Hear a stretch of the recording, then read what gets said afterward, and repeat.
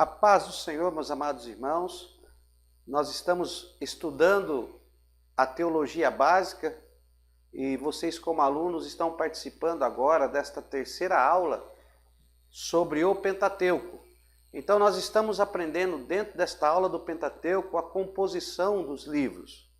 Nós já aprendemos que a Bíblia, o Antigo Testamento, foi escrito em hebraico e um pouquinho em aramaico. Algumas partes, alguns livros em aramaico, mas é uma porcentagem pequena. A maior parte, na sua maioria, foi escrito em hebraico. Sabemos também que no período interbíblico houve uma transliteração do hebraico para o grego. E hoje nós temos a nossa língua portuguesa que veio transliterada do latim, que foi transliterado do grego. Então nós temos do hebraico para o grego, do grego para o latim, do latim para o português. E tem algumas traduções que vêm do hebraico para o português. Então, o que nós temos hoje é uma composição que foi baseada na transliteração do hebraico para o grego. Então, poucas pessoas conhecem no original hebraico os nomes dos livros. Então, nós começamos a nossa matéria do Pentateuco dizendo que o Pentateuco é uma palavra grega que foi dada na Septuaginta, mas que o correto é Torá. Então nós estamos estudando a Torá, o Pentateuco, os 5 primeiros livros da Bíblia, os 5 primeiros livros da Torá. Na aula passada você assistiu aonde nós explicamos sobre o primeiro livro da Bíblia, sobre o livro de Gênesis. Então você aprendeu sobre o livro de Gênesis, que na realidade, no original, é o Bereshit, né? Bereshit, princípio, e Gênesis, que significa genealogia. O nome Gênesis foi dado pelo conteúdo do livro, porque o conteúdo do livro de Gênesis se trata da genealogia das nações, da genealogia dos povos, como que surgiu a descendência de Adão e a descendência de Abraão, e vai até a entrada no Egito. Então, na aula passada, nós falamos um pouco sobre isso, até a entrada no Egito. Você já sabe definir muito bem isso. Hoje, nós vamos falar, nesta matéria, nesta terceira aula, nós vamos falar sobre o segundo livro, sobre o livro de Êxodo. Tá? Falamos sobre o Bereshit. Hoje, vamos falar sobre o livro de Êxodo. Então, nós vamos entrar neste livro hoje, Êxodo. Então, êxodo, uma palavra grega que significa saída.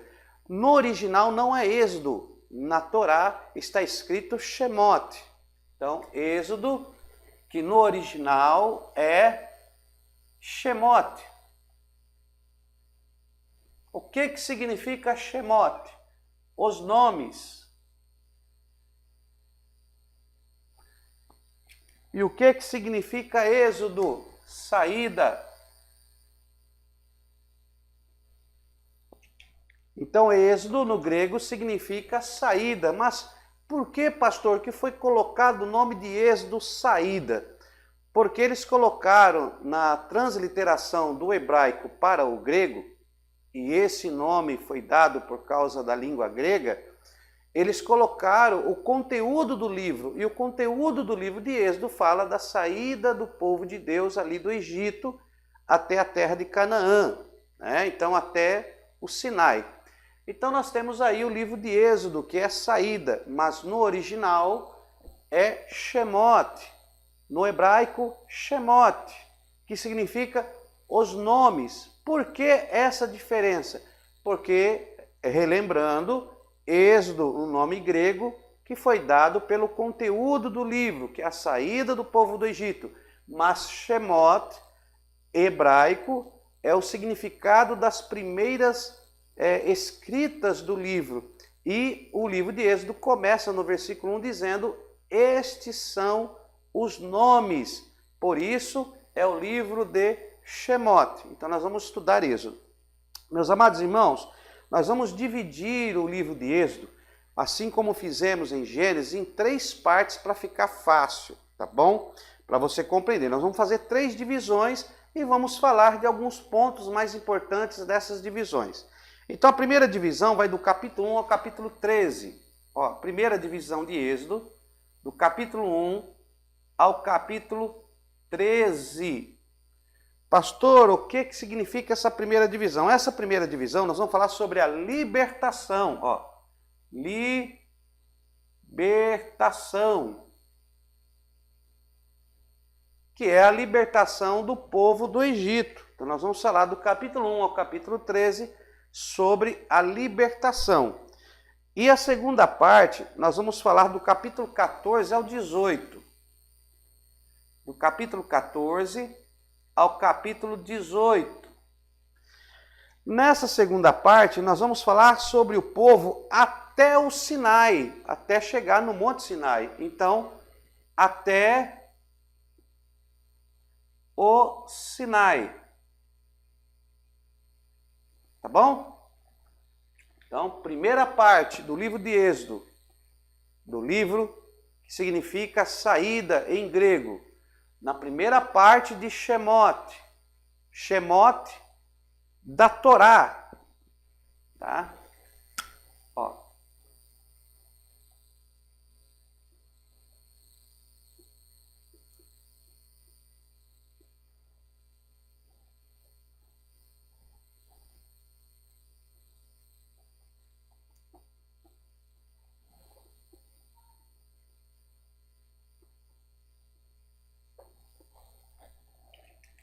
Tá bom?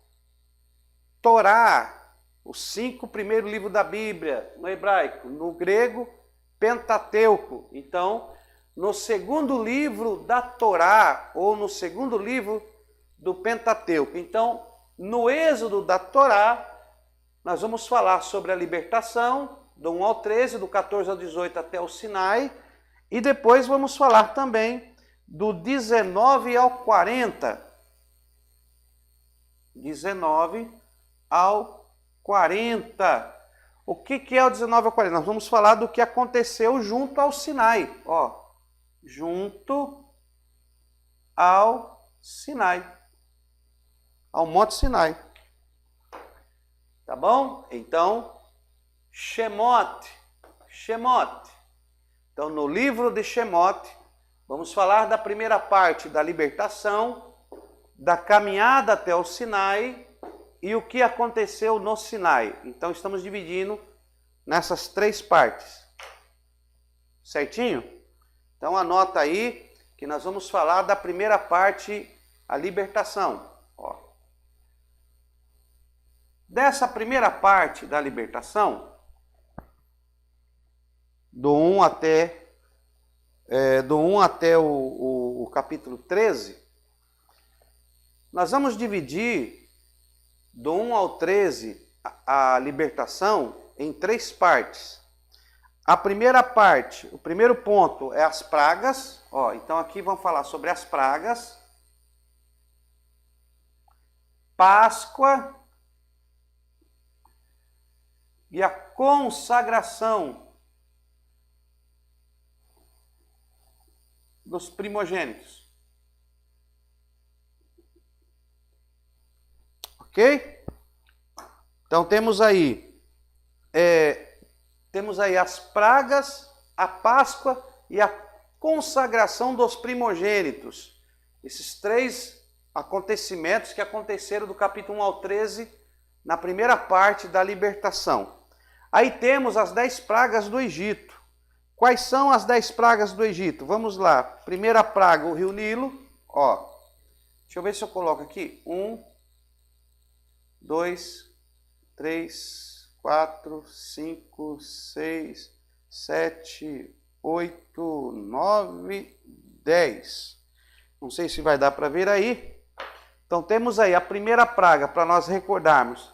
A primeira praga foi a do rio Nilo. Então, aqui. Rio Nilo. Né? Segunda, das rãs. A terceira, dos piolhos. Ó. Piolhos. A quarta, das moscas. Os piolhos, as moscas, a peste do gado. Peste do gado, as úlceras,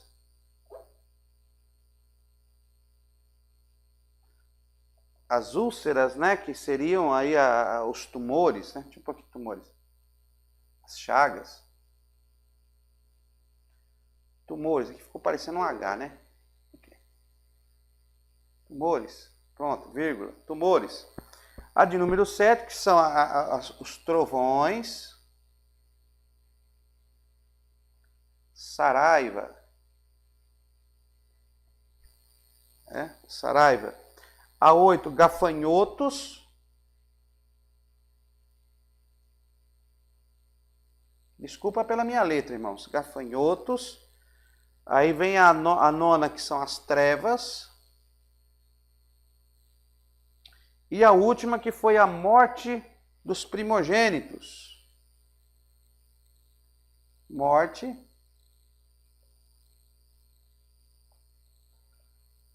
Gênitos. Olha aí. Então nós temos essas 10 pragas que Deus, por intermédio de Moisés, são esses 10 sinais que ele opera sobre o Egito para tirar o seu povo. Tá?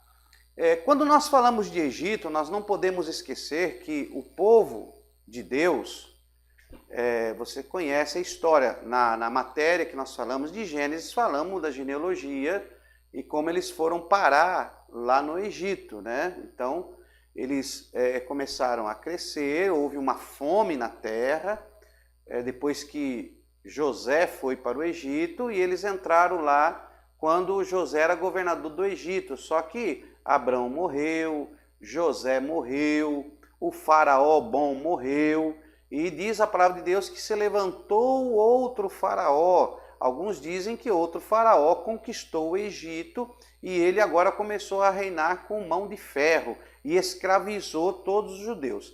Bom, mas eles estavam no Egito, quando nós entramos em Gênesis, nós vemos que o povo estava sofrendo.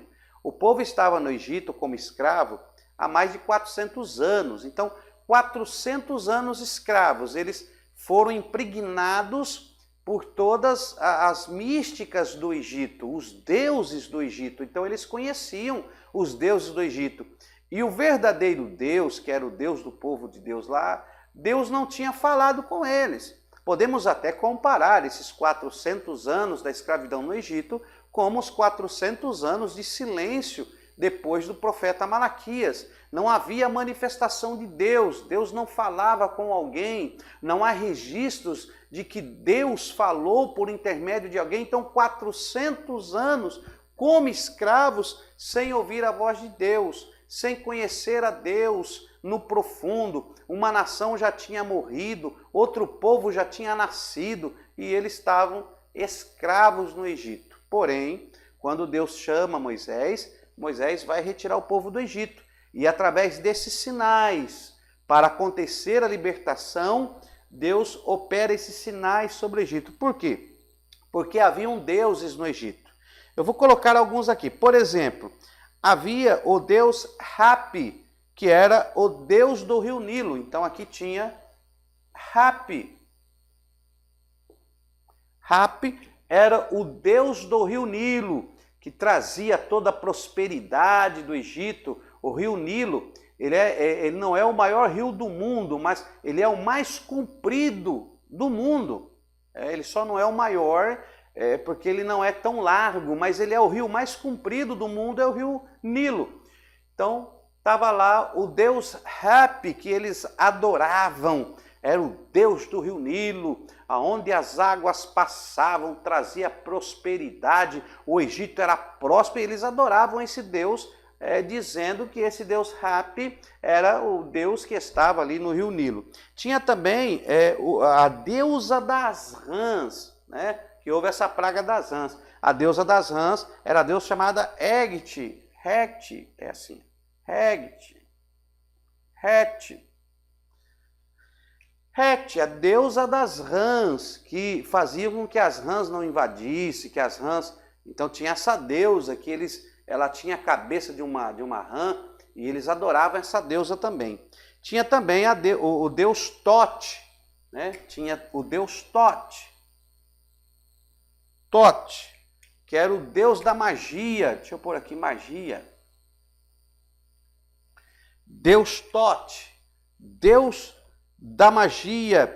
Tinha o Deus Ptah, né? Ptah, que era o Deus criador do universo. Aí tinha aqui o Ptah, o Té, que era o Deus criador do universo. Eles tinham esse Deus também. E tinha aqui dois deuses que se enquadravam nesta praga. Tá? Eu vou marcar aqui, que é o Deus Hathor e a deusa Apis. Ó. Hathor e a deusa Apis. Isso aqui era o deus boi e a deusa vaca. Ai, ai, é o deus touro, né? Deus boi não, deus touro. Deixa eu apagar aqui. Deus touro e a deusa vaca. Eles tinham esses dois deuses aqui, o Hathor e a Apis, que era o deus touro e a deusa vaca. Tinham também a Ísis, ó, a deusa Ísis. Deixa eu pôr aqui, Ísis. A deusa Ísis. A deusa Ísis era a deusa da medicina e da cura. Que era medicina e cura. Tá? Eu escrevo um pouco pequeno, irmão, senão não cabe aqui no nosso quadro. Então, a deusa Ísis, que era a deusa da medicina e da cura. Tínhamos também o deus Reshpu.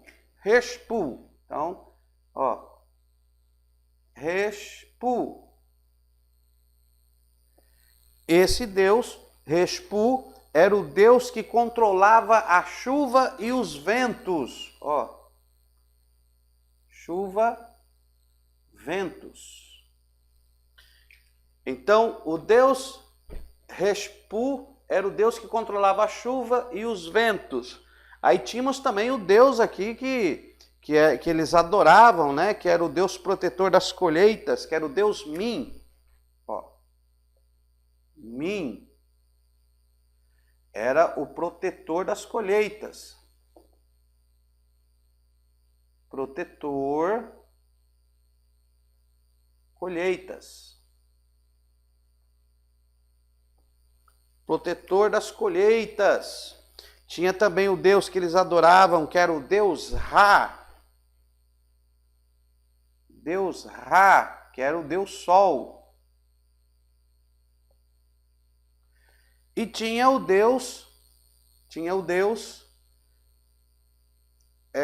Ramon-Ra. Vamos pôr aqui, é o deus, deixa eu ver como é que escreve. Deus Amon-Ra. Ó. Amon-Ra. Amon-Ra. O Amon-Ra era o rei dos deuses. Então, Ra era o deus Sol e Amon-Ra era o rei dos deuses. Ou seja, era o rei que os deuses colocavam, né, para governar. Então, tinha vários deuses no Egito. São 12 deuses que haviam no Egito em evidência, mas nós vamos falar de 10, porque senão nós vamos demorar muito esta aula, mas é só nível de curiosidade para você saber que tudo que Deus faz tem um propósito. Então, quando Deus usa Moisés para transformar as águas do rio Nilo em sangue, que aqui no rio Nilo, na primeira praga, na praga do rio Nilo, ele transforma a água do rio Nilo em sangue, ou seja, o Deus de Moisés está provando que ele tem mais poder que o Deus Hapi, que era considerado o Deus que comandava o rio Nilo. Ora, se o próprio Deus transforma a água do rio Nilo em sangue, então ele tem o poder acima deste Deus dos egípcios. E o interessante é que ele não só transformou a água do rio Nilo em sangue, foi a água do rio Nilo e os depósitos que eles tinham, nos jarros, nas vasilhas, dentro do palácio, tudo virou sangue. Não somente a água do Nilo, o poder de Deus vai além do poder de um Deus que eles achavam que era o controlador de tudo. Então, a praga da água em sangue foi para vencer o Deus Hapi. E depois teve a praga das rãs, onde as rãs invadiram o Egito, porque Deus estava provando que era para que o faraó deixasse o seu povo ir, porque ele era o Deus Todo-Poderoso, que tinha poder sobre as rãs, esses animais peçonhentos, que não era o Deus Het, que ia impedir, né? Imagine os egípcios clamando ao Deus Hapi, transforma as águas, o sangue em água novamente, ou clamando ao Deus Het, leva as rãs de volta, tira as rãs de nossa cidade, mas esses deuses não podiam fazer nada. Depois da praga dos piolhos, quando Moisés, ou a vara é tocada na areia e aquela areia vira piolhos, né? Eles invocam o Deus Tote, que era o Deus da magia. Mas que Deus Tote é esse que não tinha poder de reverter o poder de Deus? Né? Um simples piolho, né? Um simples piolho amargurou todos os egípcios, angustiaram os egípcios, e não existia Deus Tote que pudesse ter magia para reverter o que Elohim ou que Yahvé, que tinha se revelado a Deus, tinha operado. E quando eles perguntassem para Moisés, Moisés, que Deus é esse? Moisés ia dizer, Yahvé, este é o seu nome. Já falamos sobre o nome de Deus na aula passada. Yahvé, este é o seu nome. O único e verdadeiro Deus, ele está acima dos deuses que vocês seguem. Deixa o povo ir. E assim foi a praga das moscas, né? O rei Pet, que era um rei do Egito, que era o criador do universo, e ele não podia fazer criador do universo. Então ele é o criador de tudo para os egípcios, e sendo o criador de tudo, não conseguia nem fazer a mosca voltar para trás. Não conseguia reverter aquela situação. Então as moscas também foi para mostrar que esse Deus Pet, que se dizia um Deus criador, não tinha poder nenhum sobre a criação, que apenas Yahvé tinha poder sobre a criação. E depois a peste no gado, quando o gado, todos os animais foram feridos pela peste, que foi a quinta praga no Egito, Deus mostrando que o deus touro e a deusa vaca adorada pelos egípcios, o deus Hathor e a deusa Apis, não tinham poder, que o poder era de Yahvé. Yahvé punha feridas naqueles deuses que não podiam fazer nada. Deixa meu povo ir, porque Yahvé é o Deus Todo-Poderoso e está acima dos seus deuses. Mas mesmo assim, o coração de Faraó era endurecido, ele não deixava o povo ir. Depois teve as úlceras e tumores, que foi a sexta praga. Os egípcios foram tomados por úlceras, tumores, e eles clamavam a deusa Ísis, que era a deusa da medicina e da cura. Mas a deusa Ísis do Egito, que eles adoravam, não conseguia curá-los e nem tirar as feridas, as úlceras, porque era Yahvé que estava pesando sobre eles para deixar o povo ir. Depois temos a praga aí dos trovões, que é a sétima praga dos trovões e a saraiva, que tomou conta de todo o Egito. E nem o deus Respo pôde impedir essa saraiva e esses trovões que abrangeu todo o Egito. Esse deus Respo, que era o deus da chuva e dos ventos, não conseguia reverter aquela situação. Mais uma vez, Yahvé prova que ele está sobre todos esses deuses. E aí temos a praga dos gafanhotos, que Yahvé enviou ao Egito, a oitava praga, que caiu sobre a colheita dos egípcios. E eles mais uma vez clamaram ao Deus Min, que era o protetor das colheitas. Oh Deus Min, nos ajude na nossa colheita. Ah, não existe Deus Min que dê conta de colheita. Não existe. Não adianta eles orar, não adianta sacrificar o Deus Min, porque isso foi da própria mão de Yahvé. E Yahvé é o único e verdadeiro Deus. E ele prova isso na oitava praga. Depois temos a nona praga, esse Deus considerado o Deus mais poderoso dos egípcios, que é o Deus Ra, o Deus Sol. Eles adoravam o Deus Sol. Então, quando o sol nascia, é como se o Deus Ra estivesse banhando sobre eles os raios do sol e eles adoravam o Deus Ra. Mas aí o que é que Yahvé fez? Eu vou tirar esse Deus Ra de cena. E aí Yahvé manda trevas sobre a terra, ele escurece tudo, o dia vira noite.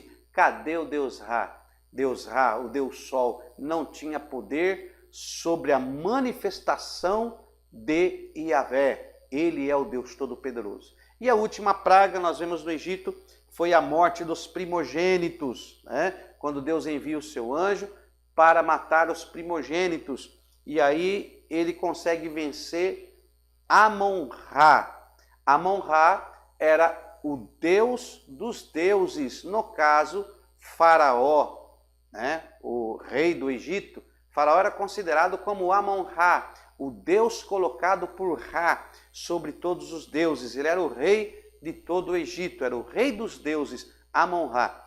E aí, na morte dos primogênitos, você já sabe que o filho de Faraó morreu e Amon-Ra não teve forças contra Yahvé.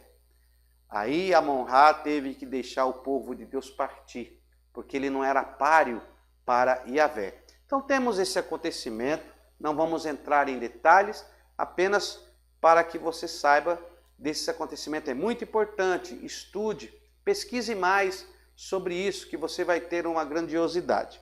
O segundo acontecimento que nós vamos falar é sobre do povo até o Sinai. Tá? Deixa eu pagar aqui. Até o Sinai. Ó.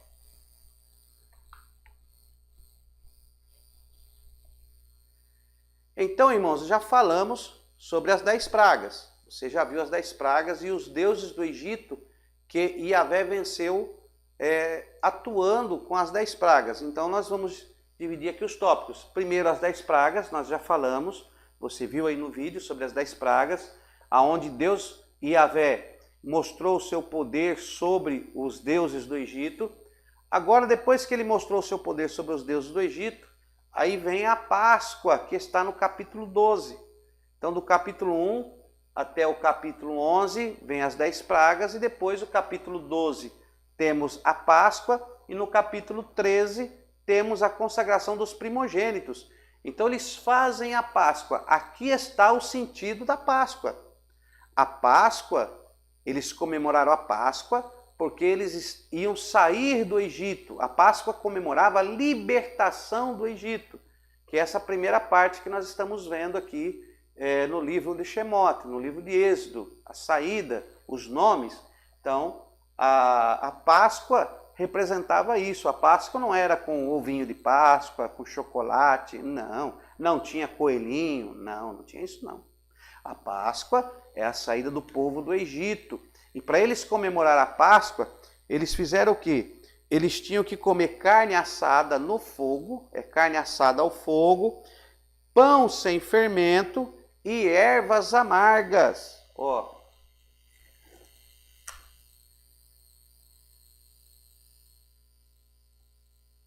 Carne assada no fogo, ó. Carne assada ao fogo, pão sem fermento e ervas amargas. Tá bom? Então a Páscoa era comemorada assim. Eles comemoraram com carne assada ao fogo, pão sem fermento, ervas amargas. Tem muito mistério aqui, irmãos, mas eu não posso adentrar. Nós vamos voltar em estudos mais à frente para falar detalhadamente. Hoje eu só estou subdividindo e falando da composição de Gênesis, Bereshit e de Shemote, Êxodo, para que você possa acompanhar. Então, as 10 pragas do Egito, ó, as 10 pragas, onde ele venceu os reis do Egito, e demonstrou seu poder. Ele venceu os reis do Egito e mostrou o seu poder até para a nação de Israel, pois a nação de Israel havia sido escravizada há 400 anos e ainda não tinha visto o poder de Deus como nunca. Agora eles viram o poder de Deus. Então Deus primeiro mostra o seu poder, depois ele faz o pacto, né? Uma aliança através da Páscoa, aonde o povo ia agora sair, vai receber uma proteção. O povo ia receber uma proteção, porque o anjo da morte ia passar para matar os primogênitos, que era a última praga. Então eles iam comemorar a Páscoa, porque eles iam receber uma proteção. Então, as 10 pragas, agora a Páscoa, carne assada ao fogo, pão sem fermento e ervas amargas. E depois vem a consagração dos primogênitos. Ó. Aqui, dos primogênitos ao Senhor.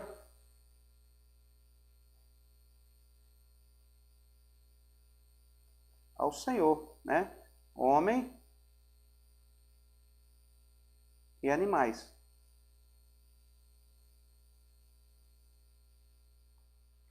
Então aqui nós temos do 1 ao 11. Aqui nós temos o capítulo 12 e aqui o capítulo 13. Ok?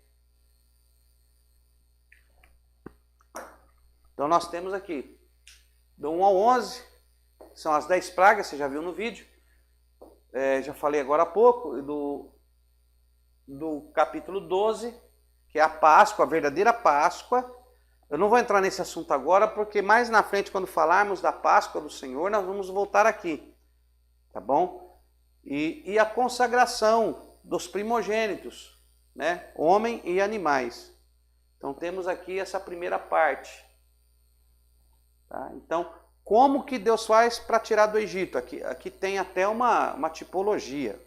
O que é tipologia? Vamos lá, deixa eu colocar aqui bem fácil para você saber. Vamos ter uma matéria que vai falar sobre isso, mas eu só vou dar aqui um parecer para que você possa entender às vezes o que nós estamos falando, né? Mas nós vamos ter uma matéria que vai falar sobre tipologia. Então, ó, tipologia.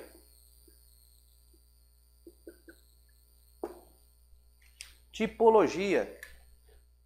Logia, ó, estudo. E tipo. É o estudo do tipo. O que é o tipo? O tipo é uma sombra, aquilo que arremete a algo ou alguém, ou uma pessoa ou um acontecimento que irá acontecer, é um tipo. Estou explicando bem simples para nós não perdermos muito tempo, só para você acompanhar às vezes o que eu estou dizendo aqui. Então, tipologia é o estudo do tipo. O tipo aponta para alguém, o tipo é uma sombra, aponta para algo no futuro, tá? Então, tipo. E temos o antítipo. Ó, tem o tipo e tem o antítipo. O que é antítipo? O antítipo é o cumprimento do tipo. Ó. Cumprimento do tipo. Então temos tipologia, que é o estudo do tipo. Temos o tipo, que é uma sombra, que aponta para algo no futuro. E temos o antítipo, que no futuro, o antítipo é o cumprimento daquele tipo. É o cumprimento daquilo que foi demonstrado lá atrás, como alegoria, ou como sombra, e assim, entendeu? Então, nós vamos ter uma aula sobre isso, eu vou poder me aprofundar, é que eu não quero perder o foco. Então, aqui é um tipo. Que tipo é esse? Aqui nós temos um tipo de quando nós somos libertados das garras do mundo para vir para Cristo. O Egito representa o mundo. Então nós vemos que para que haja a libertação, o que aconteceu com o povo de Deus, para que haja a libertação, primeiro Deus tem que operar sinais. Deus tem que operar sinais na sua vida, milagres na sua vida. porque ele vai mostrar que ele é Deus na sua vida. Ele vai operar sinais que você vai compreender e reconhecer que Deus fez aquilo. Então, o povo que estava no Egito, através das 10 pragas, Yahvé é Yahvé. Você vai ver quem é Yahvé na sua vida. Então, para que haja libertação, primeiro vem os sinais. Deus vai provar que Ele é Deus. Deus vai demonstrar que Ele tem todo o poder, tanto no céu, como na terra e embaixo da terra. Aí vai acontecer a libertação. Mas para acontecer a libertação, primeiro Ele vai mostrar que Ele é Deus. Segundo, Ele vai agora exigir uma aliança. Ele vai exigir um pacto. A Páscoa era o pacto de Deus com o povo. Vocês vão agora celebrar a Páscoa, porque a partir desta aliança vocês terão minha proteção. E aí depois vem a consagração. Consagração, aonde se consagra ao Senhor. Então, para que haja uma libertação, Deus vai atuar dessa forma. Ele vai operar os sinais. Então, imagine você. Lembra de você antes de vir para Cristo? Primeiro Deus operou o sinal. Depois Ele firmou a aliança. E agora você tem que se consagrar para Ele. Tem que haver um compromisso sério para com Deus, uma consagração. Então Deus fez isso com o povo. Isso é uma tipologia. É um tipo do que Deus requer de nós. Amém? Então vamos continuar aqui. Bom, vamos agora para a segunda parte. A segunda parte é do capítulo 14, do capítulo 14 ao capítulo 18. Do 14 ao 18.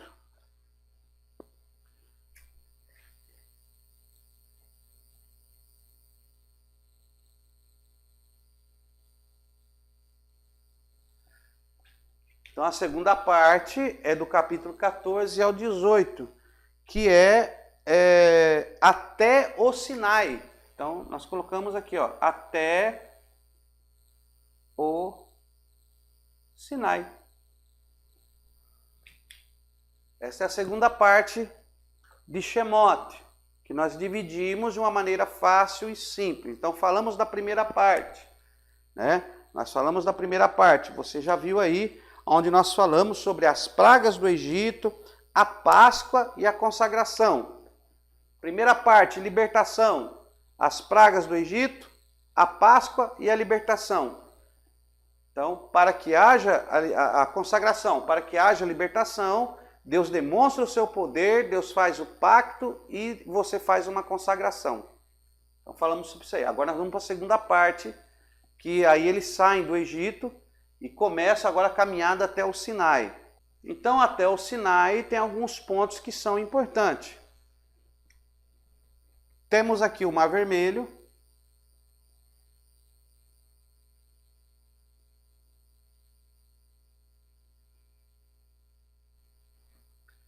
As águas amargas.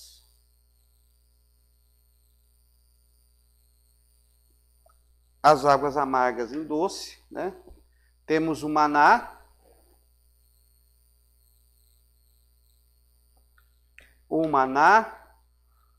temos o maná, a água da rocha,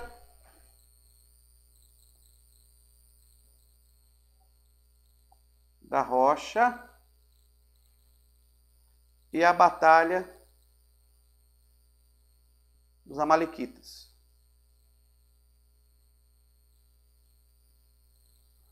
Então temos alguns acontecimentos aí para se chegar até o Sinai, até o Monte de Deus.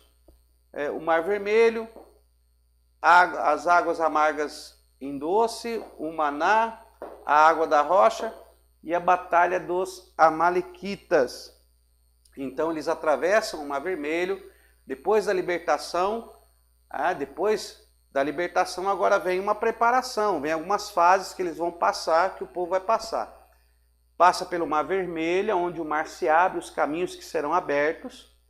eles chegam às águas amargas, achando que não vão morrer, mas elas são transformadas em águas doces. Tem o maná do céu, tem a água que é da rocha e tem a batalha dos amalequitas. Mas como nós já falamos de tipologia, então temos o Mar Vermelho, quando o mar é aberto para o povo passar. Então é Deus abrindo os caminhos. Então aqui os caminhos abertos, né? Então temos aqui os caminhos que são abertos. Ó, caminhos que são abertos. Então Deus vai abrir os caminhos. As águas amargas em doce, o poder da transformação, né? Você pode encontrar alguns argores no caminho, algumas dificuldades no caminho, mas vai haver a transformação. O maná que cai do céu, a providência, Deus vai prover. A água que sai da rocha, né? A providência da água também, quer dizer, Deus vai te dar o alimento e vai te dar o sustento, a bebida. Água e pão estão relacionadas. Eu não quero entrar nesse assunto, senão nós fogemos. Então, e tem a batalha dos amalequitas. Essa batalha só foi vencida. Lembra da batalha dos amalequitas? Foi a primeira batalha do povo de Deus após sair do Egito. Escravos há 400 anos, viram o poder de Deus, eles estão no meio do deserto, aí vem essa primeira batalha dos amalequitas. Josué vai para a batalha, Moisés sobe no monte, Arão e Ur sobem com Moisés, Moisés com a mão levantada começa a cansar, vai abaixando, aí Arão segura numa mão, Ur segura na outra, enquanto Moisés está com as mãos levantadas, o povo está vencendo a peleja. Né? Ali fala de união, aqui nós fala de união, corpo de Cristo, né? Quando a igreja se une, né? Fala, quando a igreja se une não tem batalha que perca, então fala da união da igreja. Enfim, tá? Tem essa tipologia, mas nós não podemos nos demorar aqui, senão nós vamos prosseguir. Então marque isso aí na Bíblia, dá uma lida, dá uma estudada, procure estudar, porque aulas posteriores nós vamos retornar aqui. Quero que os irmãos entendam, nós estamos dando aqui um curso básico, estamos tentando resumir para que você possa acompanhar a Bíblia. Só que como nós temos 24 matérias, e nós estamos na segunda matéria, que é o Pentateuco, né, que é a Torá, então nós temos muita coisa para ver, então nós iremos retornar para cá. Não é assunto esgotado, é apenas para que você saiba dos acontecimentos. Então nós temos esses acontecimentos, tá bom? Então vamos lá. Que aconteceram até o Sinai. Então até o Sinai aconteceu muita coisa. Né? Então houve a libertação, agora tem a peregrinação, o caminho até o Sinai, o caminho que você vai percorrer. Deus te libertou do Egito, mas tem um caminho a percorrer. Tem pessoas que querem cortar esse caminho que ele tem que percorrer, não tem como cortar esse caminho. Você tem que andar na diretriz que Deus preparou. Ninguém cai de paraquedas, irmão, em algo lá na frente. Não, tem um caminho a percorrer. Tem uma história a ser construída. Ninguém pode burlar uma história. A história tem que ser construída. Né? Hoje existem pessoas que sobem no monte membro e descem do monte apóstolo, pastor. Cadê o caminho a ser percorrido? Cadê o caminho que ele percorreu? Não, ele foi liberto e já pulou para o pastorado, para o apostolado. Não é assim que funciona. A pessoa tem que ser preparada, lapidada, tem que percorrer um caminho. Até mesmo você acha que os teólogos de hoje não tiveram um caminho para percorrer, para chegar ao conhecimento que tem? É muito chão, meu irmão. Nós estamos começando agora, você está começando agora, mas aqueles que já estão no nível mais avançado tiveram um caminho a percorrer, sacrifícios a fazer. Não é fácil, é luta, mas nós vamos chegar lá. Terceira parte do Êxodo, né? Saída, que na Torá é Shemot. Então a terceira divisão vai do capítulo 19 ao 40. Deixa eu colocar aqui, ó. 19 ao 40. E aqui eles já estão no Sinai, porque eles libertaram do Egito, tiveram a peregrinação até o Sinai, a caminhada, e do 19 ao 40 eles já estão no Sinai. Então aqui nós vamos colocar junto ao Sinai, né? Então aqui, ó, junto ao Sinai, que é um monte. Aqui junto ao Sinai, aqui houve, né? Aqui eles tiveram aqui a lei,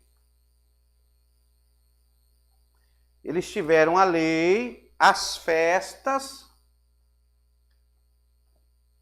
que são 7 festas judaicas, né? As festas, que são 7 festas judaicas, tabernáculo,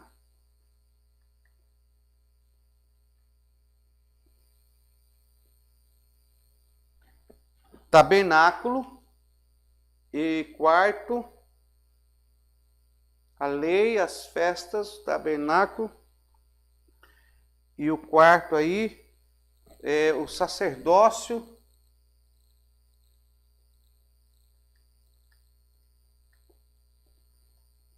nacional. Levítico.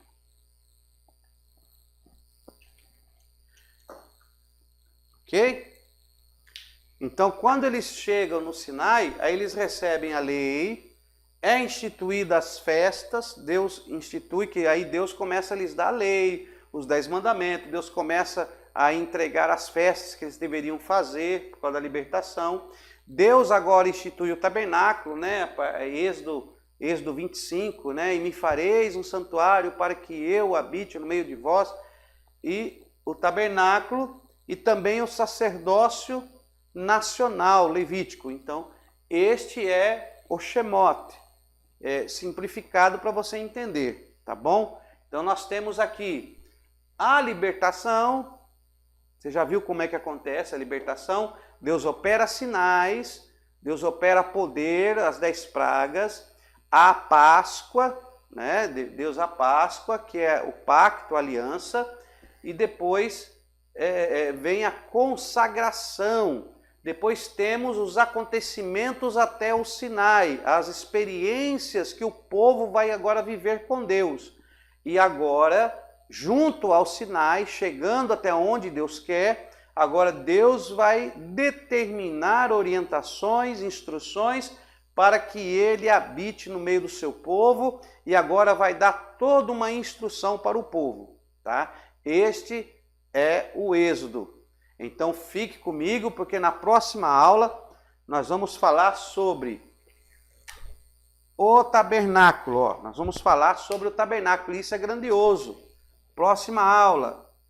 Vamos falar sobre o tabernáculo. Deus no meio do seu povo, revelando a sua vontade. E vamos falar também das festas. Ó, isso aqui é muito importante. Então nós vamos na próxima aula falar sobre as festas. Não perca a próxima aula. Vamos falar sobre as festas e o tabernáculo para fecharmos Shemot.